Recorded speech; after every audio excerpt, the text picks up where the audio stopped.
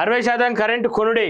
రాష్ట్రంలోని ప్రతిరోజు డిమాండ్ 300 యూనిట్లు, 300 మిలియన్ యూనిట్లు, ఉత్పత్తి మాత్రం 115 మిలియన్ల యూనిట్లు. వచ్చే 3 నెలల్లో పీక్ చేరుకున్న డిమాండ్. ఎండాకాలం రాబోతా ఉంది. ఏసీలు, ఫ్యాన్లకు పని చెప్పబోతా ఉన్నారు, కూలర్లకు పని చెప్తా ఉన్నారు. దాదాపు ఇప్పుడున్న దానికంటే ఎక్కువ స్థాయిలో అవసరం ఉండేది. దాదాపు ఇంకో 300 ఇప్పుడుందంటే 400కు చేరే అవకాశం కూడా ఉంది.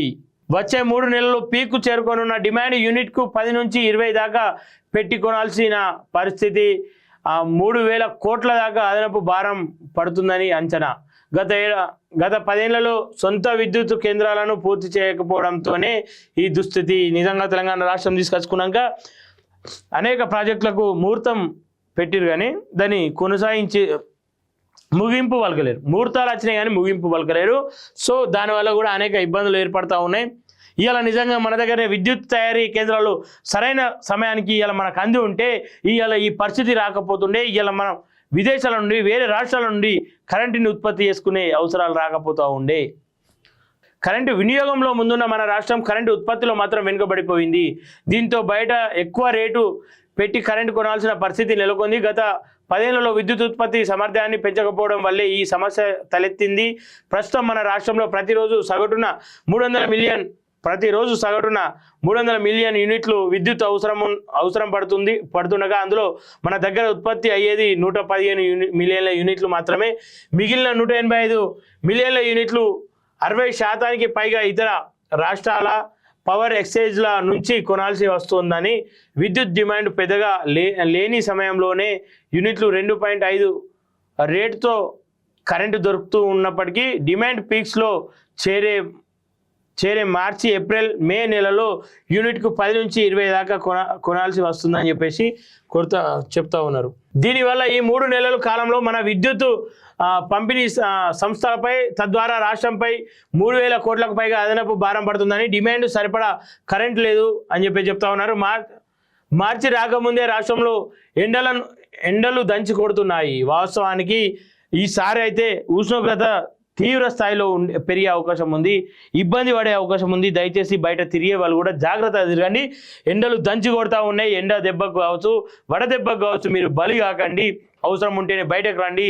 ఈ కరెంటు వినియోగం కూడా అనేకం పెరిగే అవకాశాలు ఉంటుంది. ఒకసారి చూద్దాం. మార్చి రాకముందే రాష్ట్రంలో ఎండలు దంచి కొడుతున్నాయి. ఇటు గృహ వినియోగంతో పాటు వ్యవసాయ పరిశ్రమలకు విద్యుత్ వినియోగం పెరుగుతున్నది. పోయిన ఏడాది మార్చి 8న అత్యధికంగా 15,623 మెగావాట్ల డిమాండ్ నమోదు కాగా ఈసారి ఫిబ్రవరి 10వ తేదీనే 15,998 మెగావాట్ల డిమాండ్తో గత రికార్డుని తుడిచిపెట్టుకోపోయాయి. అంటే గతంలో మార్చి 8న చూసుకుంటే 15,623, ఈసారి ఫిబ్రవరిలోనే 15,998 నమోదు కావడం అనేది కొంచెం చర్చనీయంగా మారింది. పెరగడంతో మార్చి, ఏప్రిల్, మే నెలల్లో డిమాండ్ 17,000 మెగావాట్లకు చేరుకుంటుందని విద్యుత్ శాఖ అంచనా వేస్తోంది. కొద్ది రోజులుగా రాష్ట్రంలో 300 మిలియన్ల యూనిట్లు MU దాకా వినియోగం జరుగుతుందని చెప్తా ఉన్నారు.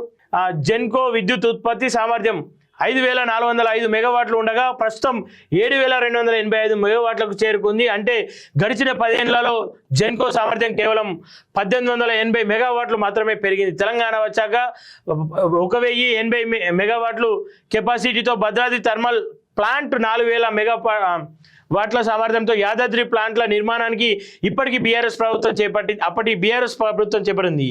వీటిలో ప్రస్తుతం భద్రాద్రిలోని 1,080 మెగావాట్ల థర్మల్ ప్లాంట్లో పాటు యాదాద్రిలోని 5 యూనిట్లతో 800 మెగావాట్ల ఒక్క యూనిట్కు మాత్రమే పూర్తయింది.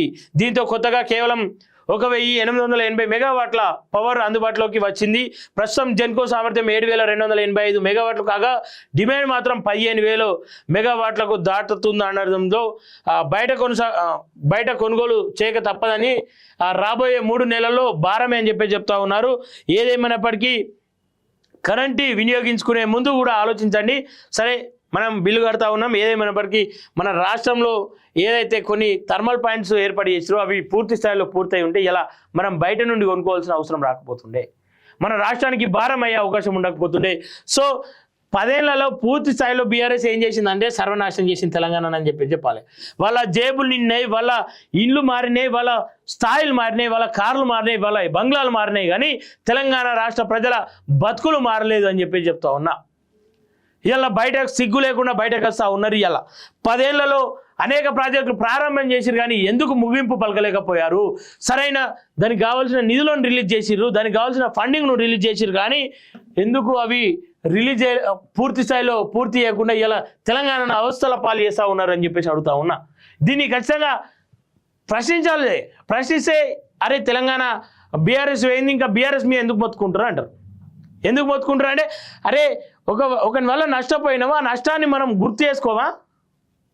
అరే పలానా వ్యక్తి చేస్తున్న నష్టపోయినామని చెప్పుకోమా? ఇంకా బీఆర్ఎస్ పైన ఎందుకు కొడుతున్నారు అంటే అరే 9.5 ఏళ్ళు వాళ్ళకు అధికారం ఇస్తే వాళ్ళు చేసింది ఏంది? మనకు అప్పుల కుప్ప చేసిర్రు. అప్పులను చూసినప్పుడల్లా మనకు వాళ్ళు గుర్తు రాకపోతే ఎవరు గుర్తుకొస్తారు?